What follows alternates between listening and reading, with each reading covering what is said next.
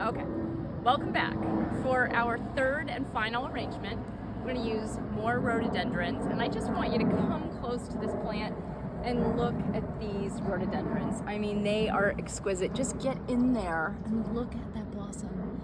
It is absolutely amazing. And these blossoms, they don't love sunshine. I mean, they don't mind sunshine, but they don't love a hot day. So we're gonna use these and we're gonna put them in a nice cool spot where they're gonna last a lot longer in a vase than they would have lasted on this plant. So there's one, and that's quite a blossom. Come on over here. There's two. And I really think I only want 4 or 5 of these. There's 3. Here's 4 and 5. Okay, so I think we could agree that if I did nothing else, if I literally just put these in a vase as is, we would be done, because these are so exquisite. But we're gonna do a little bit of a remix with the peonies and see what happens. So follow me, and we're gonna go back to the stand. And I haven't told you about this garden where we are. I hope you can see what we're looking at. This is Spalding Garden. It's a Fletcher Steele designed garden. It was designed in 1926. Actually, it was designed in 1924, and the installation went 1924 to 1926 for Catherine Spalding. Catherine Spalding was one of the early presidents of the Milton Garden Club. And in the 90s, a developer wanted to knock this garden down and put in a house. And actually, they did successfully knock down quite a few gardens and put in quite a few very beautiful, tasteful houses. But our garden club was able to save this garden from destruction. And we have owned this garden ever since, and we take care of it. So I'm so glad the garden is still here, and it's a place that our club comes, but also the public is welcome on our open days. And we have quite a few open days, and so I hope you'll come visit us in this garden. But follow me, we're gonna go back to the vase and just take a look at the garden as you walk.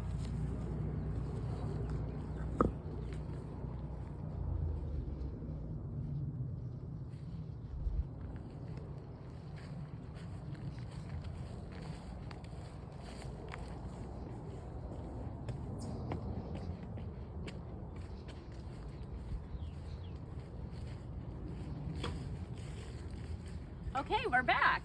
So I love big buckets because they're really easy ways to start hydrating your plants the second you cut them. So I'm just gonna put the rhodies in the bucket for a second, and I'm gonna introduce you to the next vase. So this vase is one of my very favorites.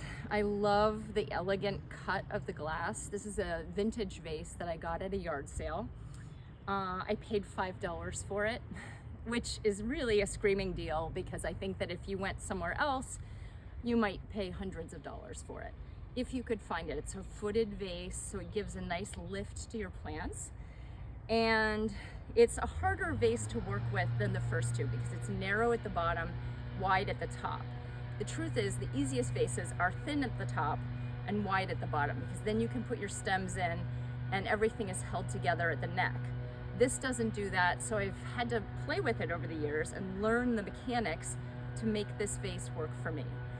But your vase is a tool, just like any other tool. And you have to listen to your vase, because your vase is gonna tell you what it wants. And this vase wants some woody plants to give structure to the arrangement. So I'm gonna start with my woodies, and then we'll go from there. And add some greens. There it is. Another woody rhododendron. I'm gonna show you a little trick.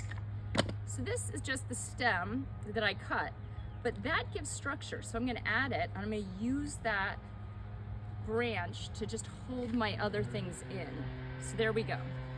Now I've got 2, and see all the greens? The greens are just gonna help me structurally hold everything together. Okay, there's another one. So we've started with our white rhodies. There it is.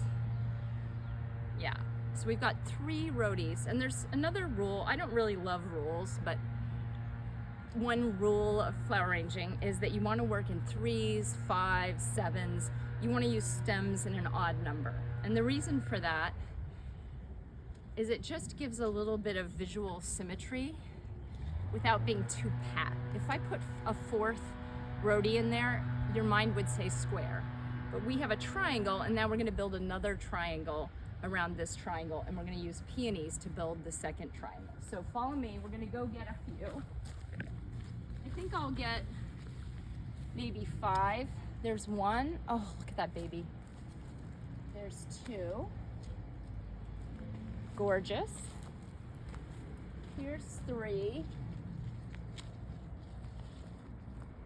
Here's 4. Whoopsie. Man down. And here's 5. There it is. Okay, we got 5 peonies ready to roll. I am not gonna let them go a minute out of water. So we're just gonna put them right in the bucket. Let them start hydrating. And let's start adding peonies. So I'm gonna cut the stem a little bit, save my little nub, and peony 1 is gonna go right there. Then I'm gonna take the nub and add that little foliage, because I love how foliage drapes over the edge. Okay, peony 1. Here's peony 2. Peony 2 is gonna go here, between the rhodies, like so.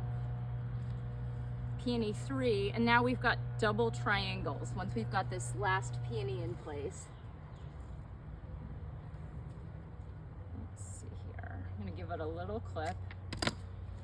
And peony 3 goes there. So I want you to come look at this from the top so that you can see this is triangle 1 in white and triangle 2 in pink.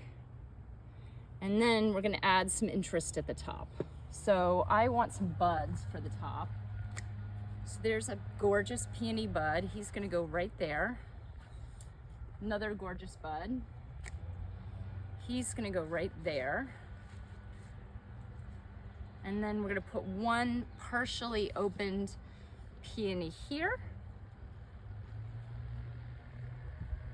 Maybe this guy, I like him.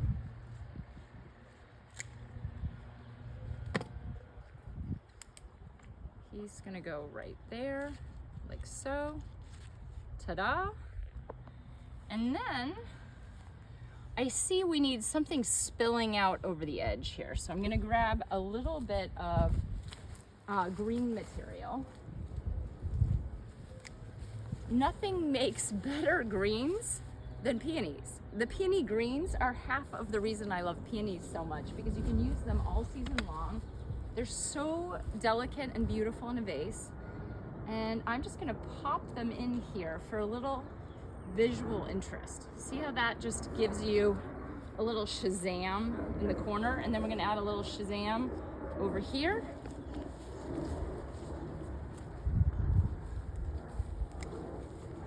Here he is. Look at that gorgeous leaf. So a little peony Shazam. There it is. And then I'm gonna twist it. And we've got a little bit of rhododendron Shazam, and I'm gonna layer that with peony greens. So 1 more peony green.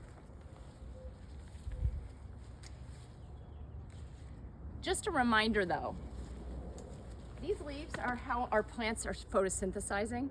So that little plant is gonna photosynthesize a little less than it was going to, but it is what it is. I love these greens, I'm gonna use them.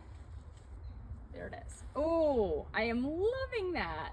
So here is what I think. Oh, 1 more. We need a little green right there.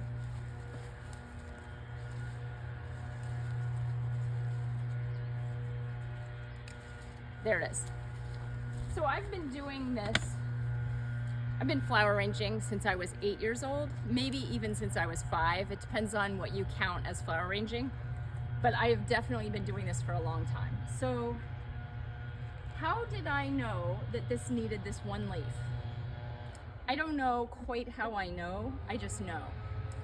And this arrangement looks like me. It looks like I made it. It doesn't look like Winston's. It doesn't look like whatever you make. It doesn't look like anyone else's arrangement. This looks like something made by Georgia. And I'm proud of that. I don't need to copy anyone else's design, and you don't either. When you make a flower arrangement, make it for yourself. Make it how you like to make it. Make it as wild and crazy as you want to make it. And remember, there are no rules except a couple. One is always keep your water fresh, keep your water high, take good care of your plants. Those are the only rules. So I'm going to put this on the table. I'm actually going to put it over here.